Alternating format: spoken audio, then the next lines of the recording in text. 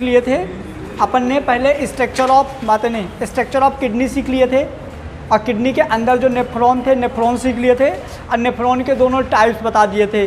ठीक है, जिसमें हेनले लूप ज़्यादा लंबा रहता है उसको हम क्या बोलते हैं, जक्स्टाग्लोमेरुलर नेफ्रॉन, और जिसमें वो हेनले लूप छोटा था उसको क्या बोलते हैं, cortical nephron. Clear.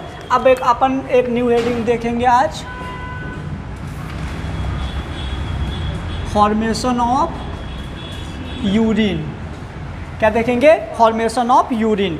Formation of urine को 3 स्टेप में अपन कंप्लीट करेंगे। पहला करेंगे हम अल्ट्रा फिल्ट्रेशन, पहला देखेंगे अल्ट्रा फिल्ट्रेशन, दूसरा देखेंगे रीएब्जॉर्प्शन, और दूसरा देखेंगे सिक्रीशन। ठीक है, पहले अल्ट्रा फिल्ट्रेशन, रीएब्जॉर्प्शन और सिक्रीशन। अल्ट्रा फिल्ट्रेशन में क्या होगा देखो, तो अब इन तीनों में अपने को एक चीज़ पता था कि जैसे मान लीजिए ये नेफ्रॉन है, ये नेफ्रॉन है, यहाँ से क्या होता है देखो, एफरेंट आर्टरी ब्लड लेके आती है, एफरेंट आर्टरी ब्लड लेके जाती है और एफरेंट आर्टरी ब्लड लेके जाती है। क्लियर, ये आएगी और ये इधर जाएगी। अब क्या होगा, यहाँ से ये पाइप मोटी होती है, ये पाइप पतली होती है, तो यहाँ पे एक प्रेशर जनरेट होता है जिसको हम क्या बोलते हैं, ग्लोमेरुलर, है ना, या हाइड्रोस्टैटिक प्रेशर। और इस प्रेशर की वजह से यहाँ से जो यूरिया और वाटर था कहीं यहाँ आ रहा था। तो सबसे पहले अपन देखेंगे कि यहाँ पे ऐसा क्या होता है कि ये मतलब यूरिया और वाटर यहाँ आ जाता है। तो इसके लिए हम पहला देखेंगे अल्ट्रा फिल्ट्रेशन। क्या देखेंगे, पहला अल्ट्रा फिल्ट्रेशन। अल्ट्रा फिल्ट्रेशन में हम सिर्फ और सिर्फ ये बनाएंगे, देखो सिर्फ इतना डायग्राम बनाएंगे, बोमेन कैप्सूल मतलब मेलपिगियन एपर्टस। तो मेलपिगियन एपर्टस के लिए अपन अल्ट्रा फिल्ट्रेशन का ये डायग्राम बनेगा। देखो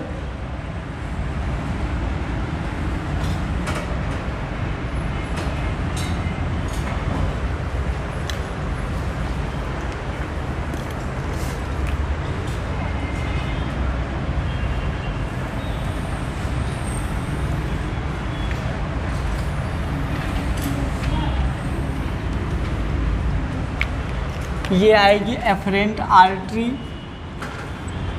इधर जाएगी afferent artery. Clear, efferent artery और इफरेंट आर्टरी में ये हमारा बनेगा ग्लोमेरुलर। क्या बनेगा, ग्लोमेरुलर। ये है बोमेन कैप्सूल, दोनों को एक साथ हम क्या बोलेंगे, मेलपिगियन एपर्टस। अब समझना, यहाँ पे देखो ये जो रेड कलर की ब्लड वेसल्स है, समझिएगा, ये जो रेड कलर का है ये ब्लड वेसल्स है। रियल में क्या है,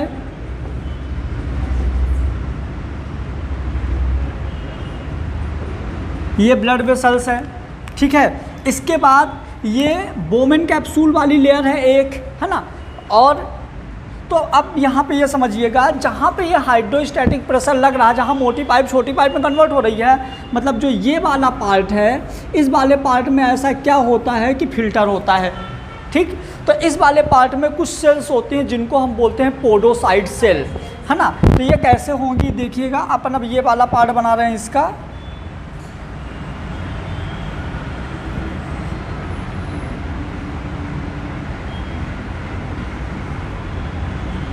ये हमारी पोडोसाइट सेल है। मैं इस वाले पार्ट को काट के देखो कुछ ऐसा बड़ा सा बना दिया। ठीक है, अब यहाँ पे देखो पोडोसाइट सेल है। अब क्या होगा, यहाँ पे ब्लड वेसल्स है। अब ब्लड वेसल्स में जैसे प्रेशर लगेगा, समझना, जैसे मान लो कि क्या ये वाला, ये पोडोसाइट सेल। फिर से सुनो, ये यहाँ पे देखना बोमेन कैप्सूल में ये वाला जो ब्लैक वाली लेयर है ना, ये जो बोमेन कैप्सूल वाला जो नेफ्रॉन वाला पार्ट है, तो ये बोमेन कैप्सूल के अंदर वाली लेयर में कुछ इस तरह का सेल्स है। एक सेल इस तरह की है। अब ये समझो एक सेल में यहाँ पे ऐसे ब्लड वेसल्स है, क्या है यहाँ पे, ब्लड वेसल्स है, और यहाँ लग रहा है प्रेशर। क्या लग रहा है यहाँ पे, प्रेशर। अब इस ब्लड वेसल्स में वाटर और यूरिया है, सॉल्ट है, मिनरल्स है, ग्लूकोज है, अलग अलग चीज़ें हैं। तो जैसे यहाँ प्रेशर लग रहा है तो ये ब्लड यहाँ से निकल के ये देखो बाहर आ गई, ये देखो बाहर आ गया, ये यहाँ से। अभी तक मैं ये बता रहा था कि ये ब्लड वेसल से निकल के बोमेन कैप्सूल में आता था, ये नहीं बता रहा था किस तरह से आता है। तो यहाँ पे बीच बीच में रहता है स्लिट पोर, क्या बोलेंगे इसको, स्लिट पोर। दोनों स्लिट के बीच में एक पोर होता है जिससे क्या होता है, यूरिया और यूरिन कहाँ आ जाता है, अपना बोमेन कैप्सूल्स में। कहाँ आ गया, बोमेन कैप्सूल में। और ये बोमेन कैप्सूल से फिर कहाँ जाएगा, पीसीटी में। अब पीसीटी में जब जाएगा तो उसका रीएब्जॉर्प्शन होगा। पहले हमारा था अल्ट्रा फिल्ट्रेशन, अल्ट्रा फिल्ट्रेशन मतलब यहाँ फिल्टर हुआ, यहाँ इसी को हम इसलिए अल्ट्रा फिल्ट्रेशन को हम एक और नाम बोल सकते हैं, याद है, ग्लोमेरुलर फिल्ट्रेशन। बस ग्लोमेरुलर फिल्ट्रेशन में अपने को बस इतना चीज़ याद रखना है कि जो एफरेंट आर्टरी ब्लड लेके आती है बोमेन कैप्सूल में, तो बोमेन कैप्सूल सेल में ऐसे पोडोसाइट्स रहती हैं। अब पोडोसाइट के बीच में पोर हैं, यहाँ बीच बीच में पोर्स होते हैं। तो जैसे उसमें प्रेशर लगता है, जैसे यहाँ पे प्रेशर लगता है ना, तो पोडोसाइट से कहाँ आ जाती है, बोमेन कैप्सूल पीसीटी में। मेन अपने को ये समझना था, ये वाली जगह। और यहाँ पे क्या होता है, इस तरह से पोर्स होते हैं, यहाँ पे प्रेशर लगता है, और यहाँ पे जो यूरिया वगैरह रहता है तो कहाँ आ जाएगा, बोमेन कैप्सूल में आ जाएगा। अब यहाँ पे देखो एक चीज़ और, जो ब्लड वेसल्स है, अब यहाँ 3 लेयर होती हैं। इस वाले पार्ट में, इतने पार्ट में 3 लेयर होती हैं। बाहर की एक लेयर होती है जिसको हम ब्लड वेसल्स बोलते हैं, बाहर वाली लेयर को हम क्या बोलते हैं,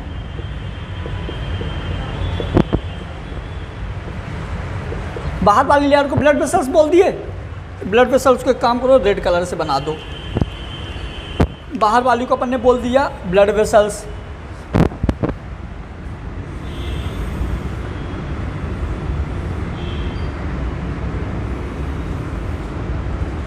अपन ने इसको बोल दिया ब्लड वेसल्स, ठीक है। अंदर साइड जो सबसे अंदर है, जो अंदर है वो ब्लैक वाली है, ब्लैक वाली को हमने बोल दिया एपिथेलियम।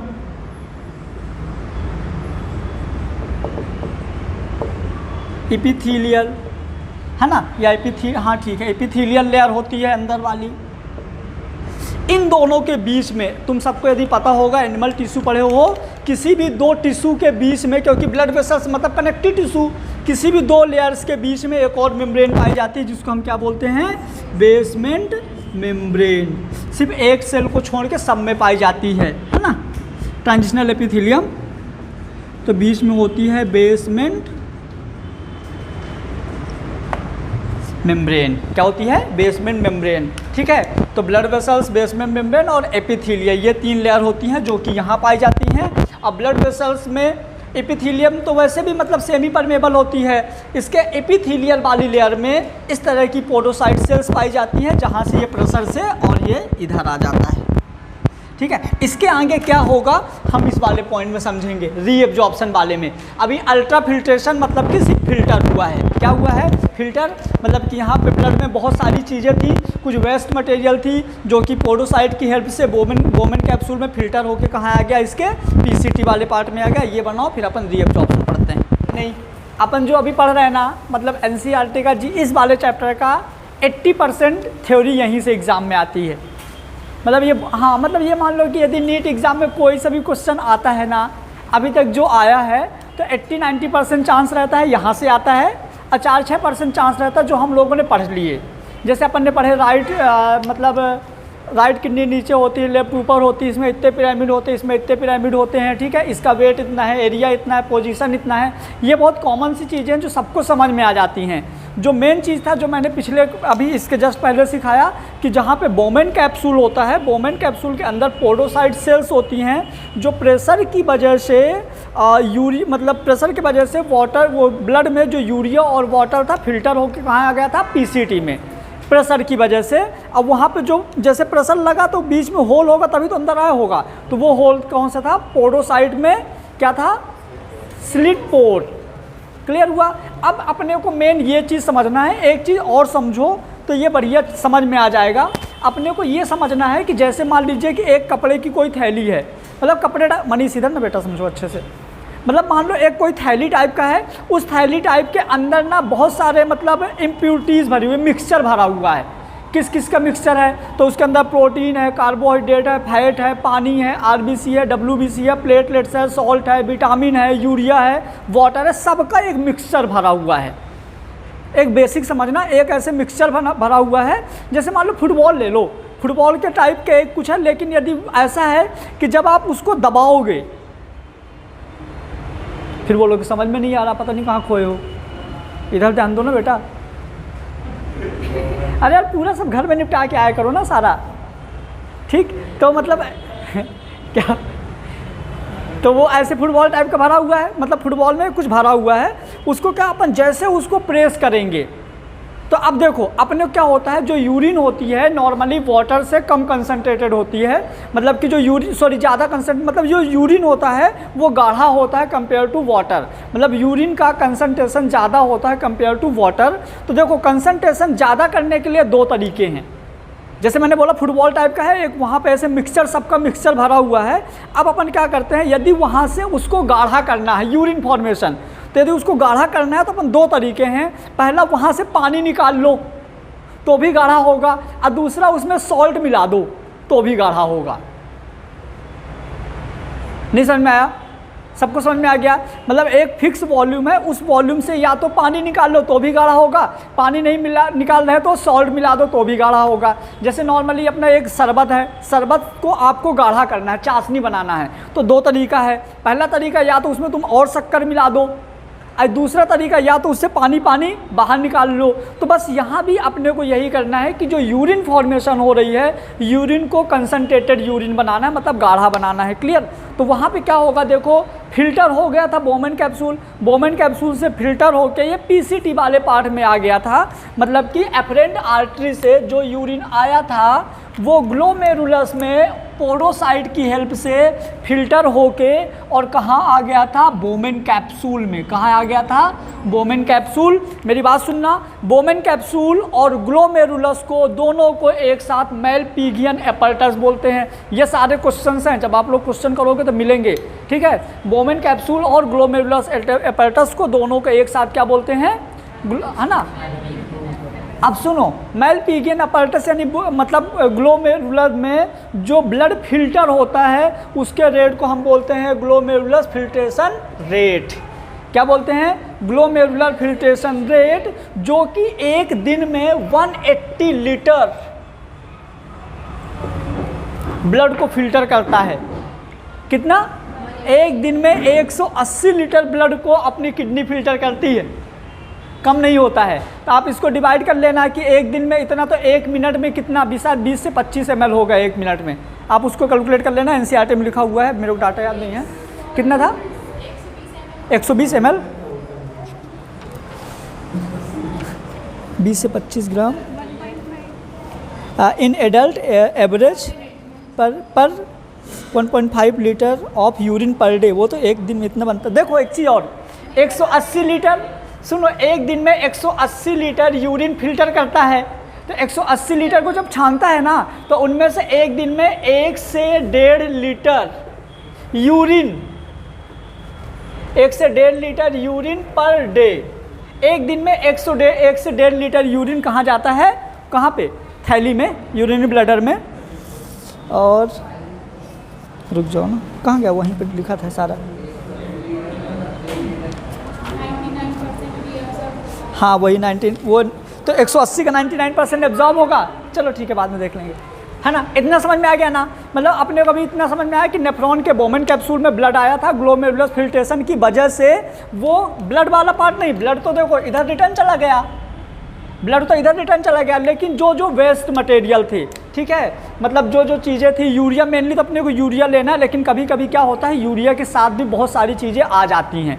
जैसे मान लो कि यूरिया के साथ ग्लूकोज आ गया, जब यहाँ पे प्रेशर लगा तो यूरिया के साथ यहाँ पे जैसे मान लो ग्लूकोज आ गया, विटामिन आ गया, एमिनो एसिड आ गया, Na+ आ गया, क्रिएटिन प्रोटीन आ गया, H+ आ गया, अब जैसे ये सारे यूरिक एसिड आ गया, तो ये सब के सब जो होते हैं तो यहाँ से कहाँ आ गए, देखो पीसीटी वाले पार्ट में आ गए। बस अभी इतना समझो कि जैसे एफरेंट आर्टरी में प्रेशर, एफरेंट आर्टरी के ग्लोमेरुलस में प्रेशर लगा, प्रेशर की वजह से ये सारे के सारे जो केमिकल्स थे कहाँ आ गए, पीसीटी में आ गए। कहाँ आ गए? अब मेरी बात सुनना, पीसीटी में कुछ ऐसे केमिकल्स आ जाते हैं जो हमारी बॉडी के लिए ज़रूरी होते हैं, मतलब ऐसे केमिकल्स कुछ आ जाते हैं जो हमारी बॉडी के लिए वेस्ट मटेरियल नहीं है, समझना। जैसे ग्लूकोज अपने बॉडी के लिए यूजफुल है, विटामिन भी यूजफुल है, अमीनो एसिड भी यूजफुल है, ये सारे के सारे अपनी बॉडी के लिए यूजफुल हैं, लेकिन ये कहाँ आ गए, पीसीटी में। तो अपना जो पीसीटी वाला पार्ट होता है, पीसीटी वाला पार्ट जो है सॉल्ट और वाटर दोनों के लिए परमेबल होता है। ये वाला दोनों के लिए इम्परमेबल है, ये वाला मतलब जो बोमेन कैप्सूल वाला पार्ट है दोनों के लिए इम्परमेबल है, मतलब सॉल्ट और वाटर दोनों नहीं आता, लेकिन प्रेशर लगा दो तो आ जाता है, अपने आप नहीं आता, यहाँ पे प्रेशर की वजह से आता है। लेकिन जो हमारा पीसीटी वाला पार्ट है, पीसीटी में वाटर और सॉल्ट दोनों के लिए परमेबल होता है, लिखा होगा ना।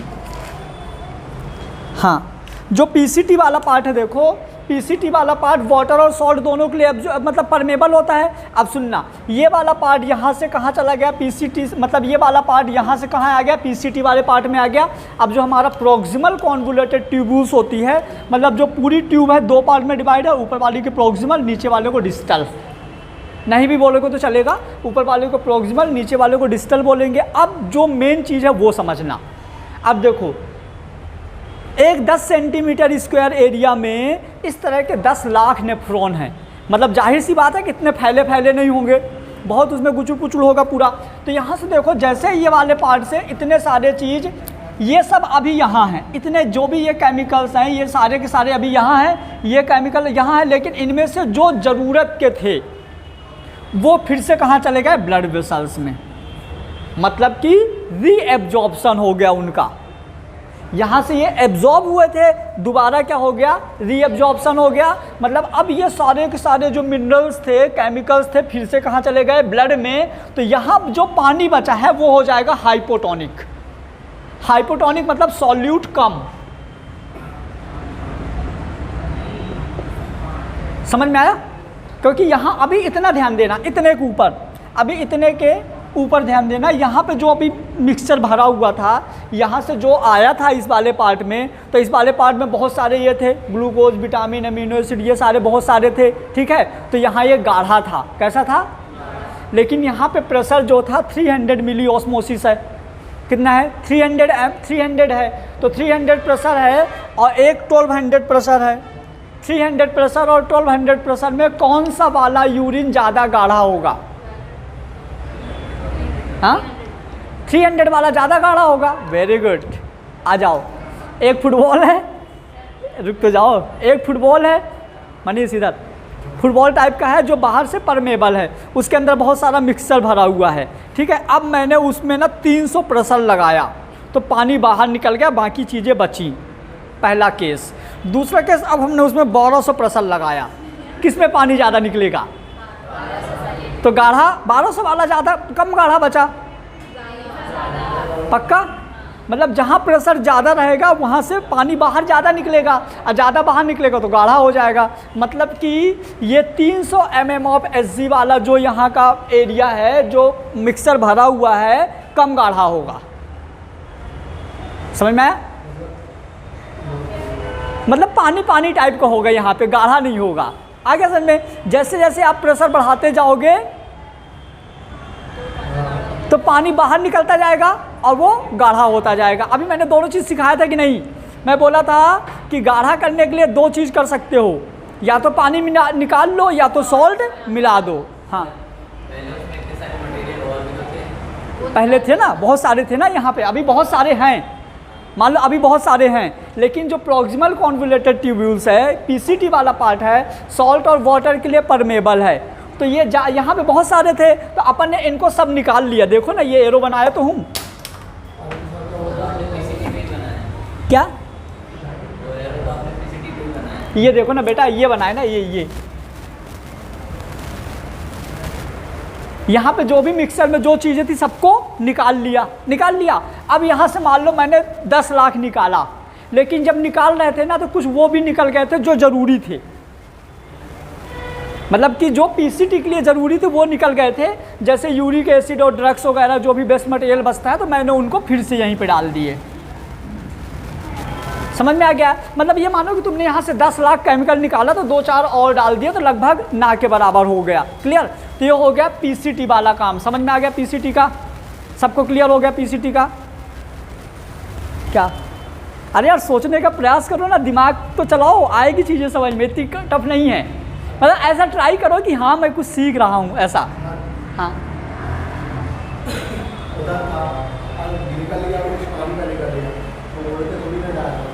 कैसे? उड़ के नहीं, वो जुड़ा रहता है। मैं बताया तो था कि इतने एरिया में बहुत ज़्यादा पास रहता है। अब आप सोचो यार कि मतलब जैसे स्केल है, मतलब इतने बड़े एरिया में 10 लाख नेफ्रॉन है। अब अंदाज़ा लगा लो कैसे होंगे, कितने? 10 लाख, ऐसे 1500 भी नहीं, 10 लाख, मतलब अंदाज़ा लगा सकते हो। वो तो मैं समझने के लिए ऐसे बनाया हूँ ना। हाँ मतलब बहुत ज़्यादा पास रहते ना, अंदाज़ा लगा लो यार, 10 लाख मतलब क्या बताएं, समझ गए? एकदम चिपके रहते पूरा गुचुड़ मुचुड़ ऐसा। समझ में आ गया? इतना सबको समझ में आ गया? ऐसे देख के क्यों लग रहा है कि तुमको ज़्यादा समझ में आ गया? इसके आएंगे कभी समझ ली क्या? इतना है ऊपर का, ऐसा कुछ लग रहा है क्या? रोटी टाइप का कुछ है, थोड़ा आलू? अरे यार सुनो ना मेरी बात, ये है देखो जूलॉजी। अपने को जूलॉजी में थोड़ी सी एक्स्ट्रा पढ़ना पड़ेगा, समझ गए? समझने का प्रयास करो, आएगा। और सबसे अच्छी चीज़ है कि तुमको ये चीज़ें और कोई नहीं सिखाएगा, अपन तो है ना, इसलिए ध्यान से दो, बड़ी मज़ा आएगा। ठीक है, आगे समझ में ये चीज़ें अपनी यहाँ आ गई है ना। अब इसके बाद देखो ये चीज़ें जब यहाँ आ गई तो मतलब बहुत सारा मटेरियल यहाँ आ गया, तो यहाँ का सॉल्यूशन हो गया हाइपोटोनिक, मतलब कि सॉल्यूट की क्वांटिटी कम। हेलो, कम हम नहीं, क्या बोले? सॉल्यूट की क्वांटिटी हम। समझ में आ गया? यहाँ सॉल्यूट की क्वांटिटी कम हो गई, मतलब ये वाला पानी हो गया थोड़ा पतला, मतलब ये वाला शरबत हो गया पतला। क्लियर? अब चलना, अब देखना एक चीज़ और ध्यान से सुनना मेरी बात। ये वाला सॉल्यूट हुआ है पतला, इसका मतलब ये नहीं है कि उसमें सॉल्यूट नहीं है, है लेकिन कम है। हेलो, मैं अभी आगे निकालूंगा तो ये मत बोलना सर जब यहाँ निकालते थे यहाँ कैसे निकाले हो, है लेकिन कम है, याद रखना। ठीक है, बाद में कोई डाउट नहीं पूछेगा। पीसीटी वाला सबको समझ में आ गया? यहाँ से छना, यहाँ पे पूरा मटेरियल आ गया, जो काम का था ब्लड वेसल्स में चला गया। ठीक है, और जो बेकार चीज़ें थी फिर से यहाँ पे रिटर्न आ गई। अब सुनो, जैसे जैसे हम हेनले लूप में नीचे आते जाते हैं वैसे वैसे प्रेशर बढ़ता जाता है, समझ गए? यदि प्रेशर बढ़ता जाएगा तो क्या होगा? ले दे के गाढ़ा होना है। जैसे जैसे प्रेशर बढ़ता जाएगा तो ले दे के गाढ़ा होना है। गाढ़ा होने के 2 तरीके हैं, या तो पानी निकाल लो या तो सॉल्ट मिला दो। हेलो, पक्का? ठीक है, जैसे जैसे हम नीचे आएंगे प्रेशर बढ़ता जाएगा। अब प्रेशर बढ़ेगा तो 2 चीज़ें होंगी, या तो पानी बाहर निकलेगा या तो, और सुनो ना ये बहुत आता है नीट में, भूत आता मतलब बहुत आता है नीट में ये वाला। कौन सा वाला पार्ट कि नेफ्रॉन का कौन कौन सा पार्ट किस किस के लिए परमेबल, किस किस के लिए इम्परमेबल। तो ऊपर वाला पार्ट देखो सॉल्ट और वाटर दोनों के लिए परमेबल है। नीचे वाला पार्ट जैसे आएंगे तो ये नीचे वाला पार्ट सॉल्ट के लिए इम्परमेबल बट वाटर के लिए परमेबल। आप नीचे, हाँ आप नीचे आ रहे हो, प्रेशर बढ़ता जा रहा है, और प्रेशर बढ़ेगा तो जो यहाँ का सलूशन है, मान लो यहाँ पे हो गया ये, अब इधर हाइपरटोनिक होता जाएगा। क्या? हाइपरटोनिक मतलब सलूशन गाढ़ा होता जाएगा। तो जब आप इधर पे नीचे से यहाँ आ रहे हो तो यहाँ से वाटर बाहर निकलता जा रहा है। क्या? वाटर। यदि वाटर बाहर निकालते गए तो 2 चीज़ें होगी, पहला जो इसके अंदर सलूशन बढ़ा हुआ था वो गाढ़ा होता जाएगा, दूसरा उसकी क्वांटिटी कम होती जाएगी। हेलो, पानी निकाल रहे हैं तो क्वांटिटी भी कम होती जाएगी और गाढ़ा भी होता जाएगा। अपने को यही तो बनाना था यूरिन फॉर्मेशन में, एक तो वाटर बाहर निकाल रहे तो क्वांटिटी कम होती जाएगी, दूसरा गाढ़ा होता जाएगा। और जैसे नीचे आई ये वाटर निकलता गया, यहाँ से भी वाटर मान लो निकला, ठीक है। जैसे आप इसके हेनले लूप के डेक्स्ट्रल पार्ट, ये हेनले लूप का असेंडिंग पार्ट है, असेंडिंग और डिसेंडिंग, आएगा तो असेंडिंग जाएगा तो डिसेंडिंग, सही तो बोल रहा हूँ? हाँ, ये देखो ना, ये पूरा, अरे छोड़ो मैं सही हूँ, आ जाओ। ये जो आएगा तो मैं ऐसे याद रखा हूँ, आएगा तो असेंडिंग जाएगा तो डिसेंडिंग, है ना। ये वाला पार्ट असेंडिंग वाला पार्ट है यहाँ से। अब यहाँ से क्या होगा देखो, अब जैसे यहाँ ऊपर जाएगा, देखो यहाँ तक समझ में आ गया ना। अब हेनले लूप का यहाँ तक आया, पहले पीसीटी तक आ गया था। जैसे जैसे हम नीचे आए तो जो हेनले लूप का जो ये वाला पार्ट था, तो वाटर के लिए परमेबल, सॉल्ट के लिए इम्परमेबल। हमको प्रेशर बढ़ रहा था तो सोल्यूशन गाढ़ा बनाना था। गाढ़ा बनाने के दो तरीके थे, या तो पानी निकाल लो या सॉल्ट अंदर डाल दो। तो सॉल्ट हम इसके अंदर कर नहीं सकते थे क्योंकि सॉल्ट के लिए इम्परमेबल था, तो पानी बाहर निकाल लिया तो क्वान्टिटी भी कम हो गई और गाढ़ा हो गया। समझ में आया? अब इसके बाद जैसे आप यहाँ से ऊपर जाओगे तो क्या होगा, प्रेशर कम होता जाएगा। प्रेशर कम होता जाएगा तो जो यहाँ गाढ़ा हुआ था अब वो पतला होता जाएगा।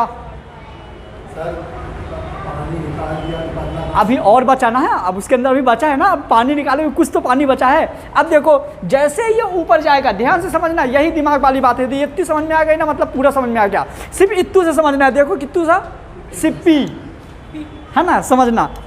जैसे अपन इसके ऊपर जाएंगे, जैसे ऊपर जाएंगे तो प्रेशर कम होता जाएगा। अब प्रेशर कम होता जाएगा तो पानी जो हमारा सोल्यूशन है वो पतला होता जाएगा। तो जब पतला होता जाएगा, लेकिन ये वाटर के लिए इम्परमेबल है तो वाटर तो अंदर डाल नहीं सकते पतला करने के लिए, तो अपन ने क्या किया, सॉल्ट बाहर निकाल लिया। हेलो, सॉल्ट बाहर निकाल लिया, अभी भी बचा, पूरा नहीं निकाले, ठीक है। तो ये अपन देखो यहाँ से सॉल्ट बाहर निकालने लगे। जैसे जैसे ऊपर जाता गया तो हमने सॉल्ट बाहर निकालते गए। और जब सॉल्ट बाहर निकालते गए तो क्या हुआ, देखो ऊपर जाने के बाद फिर से ये आइसोटोनिक हो गया। क्या हो गया? अब ले दे के यहाँ पे एक चीज हुआ, जितना यूरिन यहाँ आया था उसकी क्वांटिटी यहाँ कम बची। यदि यहाँ से 1 लीटर आया था तो 1 लीटर में पहले पानी निकाले फिर सॉल्ट निकाले, तो जैसे हमको यहाँ मिला था वैसे ही यहाँ मिला, लेकिन प्रॉफिट क्या हो गया, उसकी क्वांटिटी कम हो गई। तो जैसे अपन ने 5 लीटर पानी पिया तो 1 ही लीटर बचा। हाँ, मतलब जो भी समझ गए। तो कैसे क्या हुआ, उनका काम यहाँ हुआ कि यहाँ पे पहले पानी निकाले फिर सॉल्ट निकाले। अब कंसंट्रेशन उसका वैसी है जैसे यहाँ था वैसे ही यहाँ बचा। हेलो, समझ गए? इतनी बात समझ में आई? टुकड़ों में समझो, आ जाएगा, ट्राई करो, ठीक है। ये इतना आया था। इसके बाद जैसे जैसे नीचे क्या हुआ, ये वाटर के लिए परमेबल था, सॉल्ट के लिए इम्परमेबल। जैसे नीचे आते गए तो पानी बाहर निकलता गया तो ज़्यादा गाढ़ा होता गया। जैसे ऊपर गए तो प्रेशर कम होना था तो पतला करना था, तो पानी तो हम बाहर सॉल्ट उससे निकाल लिए तो भी पतला होता गया। चलो अब इस वाले पार्ट में देखो, ये वाला जो पार्ट है मतलब कि जो ये वाला पार्ट है ये दोनों के लिए इम्परमेबल है। सॉल्ट और वाटर दोनों के लिए इम्परमेबल है, लेकिन जैसे ऊपर जाएगा तो प्रेशर तो कम होगा। ऊपर जाएगा तो प्रेशर तो कम होगा। यदि ऊपर जाने पर प्रेशर कम हो रहा है, इसका मतलब ये है कि हमको और ज़्यादा पतला करना है। आइसोटोनिक से अपने को हाइपोटोनिक करना है।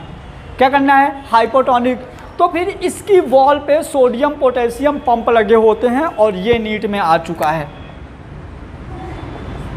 इसकी वॉल पे सोडियम पोटेशियम पंप लगे होते हैं और ये सोडियम पोटेशियम पंप क्या करते हैं, एक्टिव ट्रांसपोर्ट होता है और अंदर से सॉल्ट को ज़बरदस्ती बाहर निकालते हैं। तो ये देखो अंदर से सॉल्ट को ज़बरदस्ती बाहर निकालते हैं, ये समझ गए? क्योंकि ये होता है एक्टिव ट्रांसपोर्ट। तो अब ज़बरदस्ती पानी बाहर निकाल दिया तो अब जो इसके अंदर सोल्यूशन बचा वो और ज़्यादा पतला हो गया। क्या हो गया? और ज़्यादा पतला। अब ये और ऊपर जा रहा है तो इसको और पतला करना है। तो जो ये वाला पार्ट है, जो डीसीटी का जो ये वाला पार्ट है, इसके ऊपर याद करो किडनी के ऊपर एड्रिनल ग्लैंड होती है। एड्रिनल ग्लैंड से एल्डोस्टेरोन निकलता है हार्मोन, और एल्डोस्टेरोन हार्मोन इन सोडियम पोटेशियम पंप में पड़ता है और इसके अंदर के सॉल्ट को और ज़्यादा बाहर निकाल दिए। तो इस केस में पानी पता है बहुत ज़्यादा पतला हो गया, हाइपोटोनिक हो गया। हाइपो समझ गए? पानी मतलब बहुत ज़्यादा पतला हो गया, मतलब बहुत कम सॉल्ट वगैरह बचा, बहुत कम यूरिया बचा। ठीक है। उसके बाद ये फिर से नीचे आना शुरू हुआ, जैसे ये फिर से नीचे आना शुरू हुआ, नीचे आएगा तो क्या बढ़ेगा, प्रेशर। लेकिन इधर साइड तो हेनले लूप है नहीं कि वाटर और सॉल्ट के लिए परमेबल रहेगा। तो जो अब मैं बता रहा हूँ, यदि यहाँ से कभी क्वेश्चन आता है तो वो एम्स में आता है, मतलब सबसे टफ क्वेश्चन होता है, यहाँ वाला सबसे टफ क्वेश्चन बनता है। और इधर साइड वाला जो क्वेश्चन रहता है, ये ज़्यादातर बच्चे गलती करते हैं, क्योंकि ये थोड़ा इस टॉपिक से बाहर है। समझने का प्रयास करना, समझ में आएगा। क्लियर? मैंने क्या बोला, यहाँ से जैसे अब देखो कलेक्टिंग डक्ट में अपन फिर से नीचे आ रहे हैं, नीचे आ रहे हैं तो प्रेशर फिर से बढ़ेगा, प्रेशर फिर से बढ़ेगा। तो दो केस पॉसिबल है, पहला क्या है ना, पानी निकाल दें या सॉल्ट। अब यहाँ पे दोनों के लिए फिर से इम्परमेबल है। तो अब इसके जो कलेक्टिंग डक्ट वाला पार्ट है, जो कलेक्टिंग डक्ट वाला, ये जो डीसीटी वाला पार्ट है, डीसीटी का डिस्टल पार्ट है, प्रोक्सिमल पार्ट है। अब यहाँ पे क्या होगा, मेरी बात सुनना, एल्डोस्टेरोन से एक और हार्मोन निकलता है ADH, एंटी डायूरेटिक हार्मोन।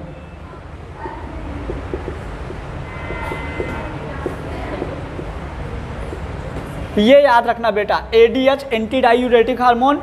जो लोग नशा वगैरह करते हैं ना, दारू वगैरह पीते हैं, उनकी बॉडी में ADH हार्मोन बहुत ज़्यादा सिक्रीट होता है, जिस वजह से उनको यूरिनेशन बहुत ज़्यादा होता है। क्लियर? तो देखो ADH हार्मोन निकलेगा।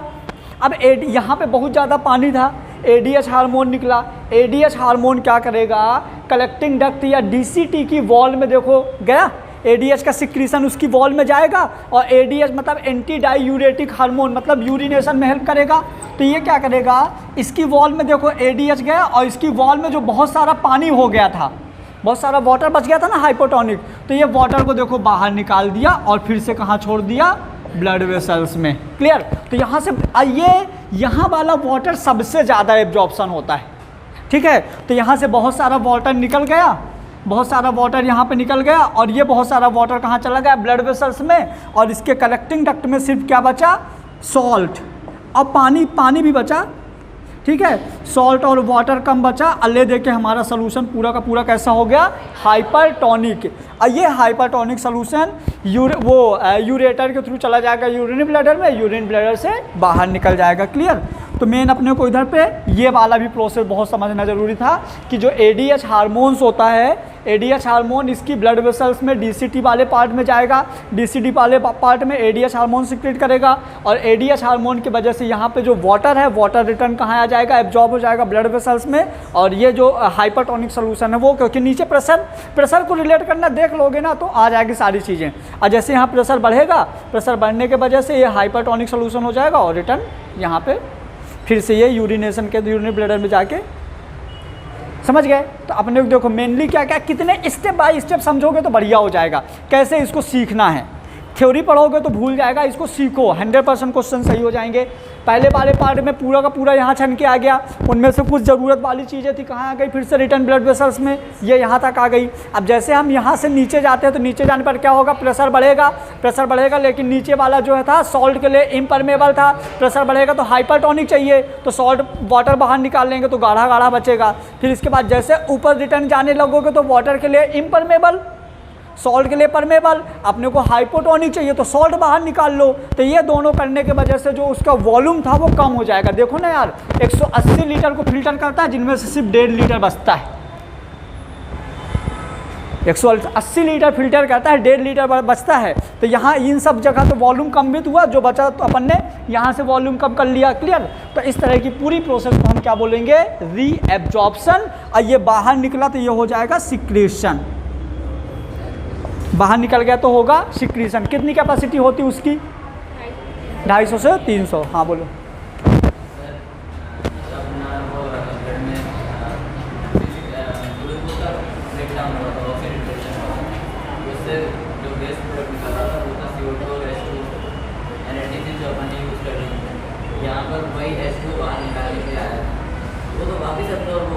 कौन? पूरा एब्जॉर्ब नहीं होता ना, सबसे ज़्यादा एब्जॉर्ब होता है, पूरा तो नहीं बोला। अब सोचो 180 लीटर में 1.5 लीटर बचा, मतलब 1% तो ना बोलें सबसे ज़्यादा। कौन सा? रियल में वाटर बेस्ड प्रोडक्ट नहीं है H2O। क्या होता है, बेस्ट मटेरियल तो CO2 है, लेकिन जो और मिनरल्स है ना उनको कैसे निकालेंगे? वो वाटर के साथ सोल्यूशन बन के बाहर निकलता है। यदि पानी वाटर बॉडी में वाटर ना रहे, यूरिक एसिड है तो उसको डेथ नहीं हो जाएगा। मेन ये था, वाटर जो है उसमें हेल्प करता है वेस्ट मटेरियल को बाहर निकालने में।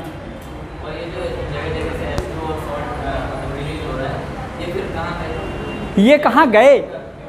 हाँ, ये अच्छा क्वेश्चन है इसका। ये बोला कि ये सर जो सॉल्ट, सुन तो लो, ये सॉल्ट बाहर निकला, ये वाटर बाहर निकला, ये सॉल्ट बाहर निकला, तो गया कहाँ? अच्छा क्वेश्चन है। अभी मैं आगे एक और डायग्राम बनाऊंगा। यहाँ रहता है वसा रिक्टा, समझ में आया? कुछ ऐसे डायग्राम ये बन गया। मैंने एक और ऐसा डायग्राम बनाया था, तुम लोगों को याद होगा तो, याद है? कैसा?